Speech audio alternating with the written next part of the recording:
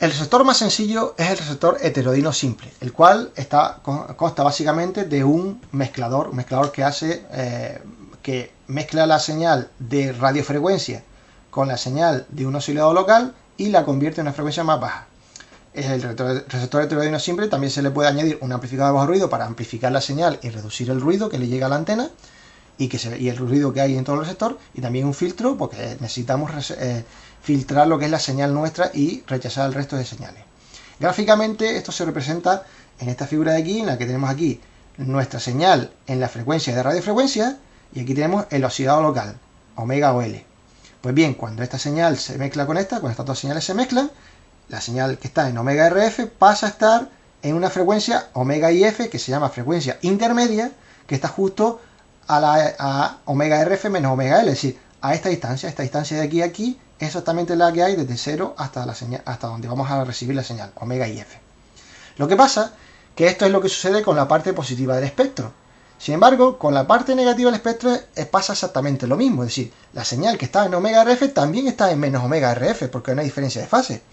Y por tanto, el oscilador local también está en menos omega o L. Cuando estas dos señales se mezclan, pues aparece también una señal en menos omega IF que está en menos omega RF más omega o L. Es decir, justo esta distancia de aquí a aquí es la misma que de aquí a aquí. Luego aquí pondríamos nuestro filtro, que es un filtro, si es un filtro que no hay diferencia entre fases, pues será un filtro que estará tanto en la parte positiva del espectro como en la parte negativa del espectro, y luego ya tendríamos nuestra señal filtrada. El problema aparece cuando justo a la misma distancia que teníamos la señal de radiofrecuencia por el otro lado tenemos también señales de otros canales, de otros usuarios o otros servicios que tengamos ahí.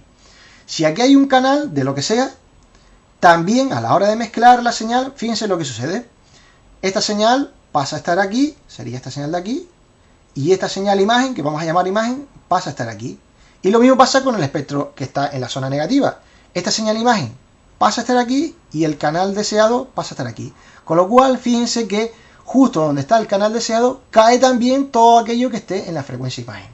Y por tanto, la relación señal a ruido va a disminuir. De hecho, si la señal imagen tuviese más potencia, si la señal imagen aquí tuviese más potencia que el canal deseado, pues nuestro canal deseado sería imposible de recuperar.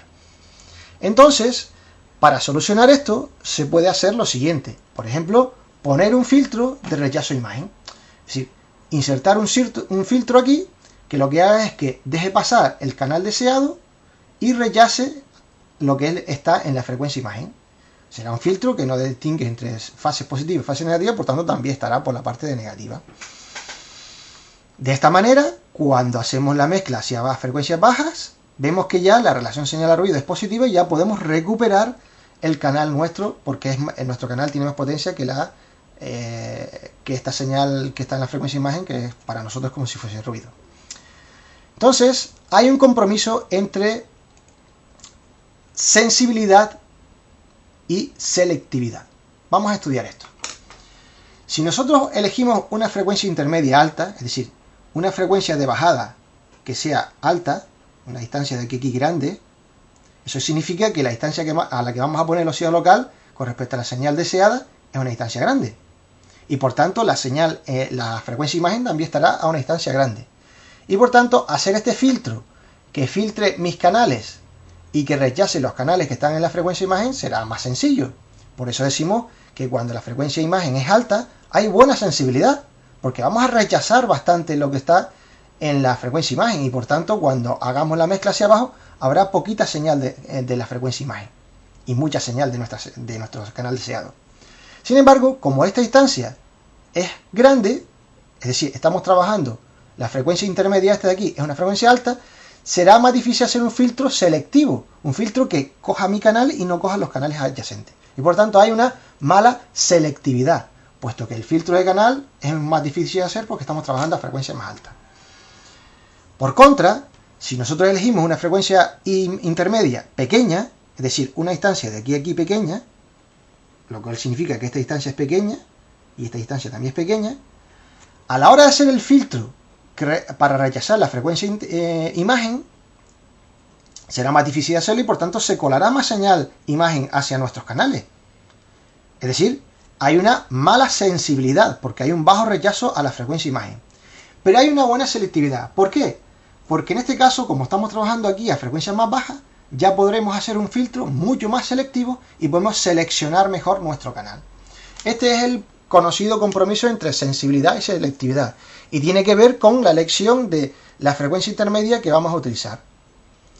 Si la frecuencia intermedia es grande, tenemos buena sensibilidad pero mala selectividad, y si la frecuencia intermedia es pequeña, tenemos mala sensibilidad pero buena selectividad. Y eso hay que tenerlo en cuenta a la hora de diseñar nuestro receptor. Otro problema que podría pasar en los receptores heterodinos simples es qué pasaría si, vamos a suponer que en la frecuencia imagen no hay nada, para simplificar los cálculos, pero sí que hay señales justo a la mitad entre la frecuencia del oscillador local y la frecuencia de radiofrecuencia, es decir, justo aquí, omega RF más omega OL partido por 2. En ese caso, debido a las no linealidades sobre todo de segundo orden que podemos tener en nuestro sector, puede aparecer señales tanto en omega F partido por 2, pero también podría aparecer señales justo donde está mi canal deseado, reduciendo por tanto lo que es la relación señal a ruido. Eso está explicado en esta transparencia. Por ejemplo, si hubiese distorsión de segundo orden en la señal de omega IF medio, es decir, si hay distorsión de segundo orden sobre esta señal que aparece aquí, 2 por omega IF partido por 2, fíjense aquí, 2 por omega IF partido por 2, este 2 se va con este 2, y aparecería también señal en omega IF. Es decir, si lo que está aquí, al pasar por aquí, hay distorsión de segundo orden, pues parte de esta señal se podría colar a donde está omega IF. Esa sería una de las causas. Y otra de las causas sería si hay distorsión de segundo orden en la interferencia, es decir, si hay distorsión de segundo orden aquí, tendríamos 2 por esa señal, omega OL más omega RF partido por 2. Y además hubiese mucho segundo armónico de oscilador local, es decir, que haya señal en 2 omega L, porque nuestro oscilador local no sea puro, sino que tenga un segundo armónico importante. Si operamos con esta expresión, vemos que también aparecería señal en omega IF, con lo cual, como decimos, tendríamos el mismo problema. Entonces, para solucionar esto, ¿qué tenemos que hacer? Pues minimizar en la medida de lo posible pues todas las distorsiones de segundo orden, tanto en RF como en IF. También intentar minimizar el segundo armónico de oscilador local, es decir, esto se consigue teniendo un ciclo de trabajo del 50%, es decir, que la señal del oscilador local sea una señal que tiene tensión positiva y tensión negativa el 50% del tiempo. Eso sería el ciclo de trabajo. Y también, evidentemente, una cosa que podríamos hacer es intentar poner un filtro aquí que rechace lo máximo posible todo lo que esté a la mitad de la frecuencia intermedia. Pero claro, eso está, como estamos a unas frecuencias muy cerquitas de las señales deseadas, probablemente este filtro sea muy difícil de hacer.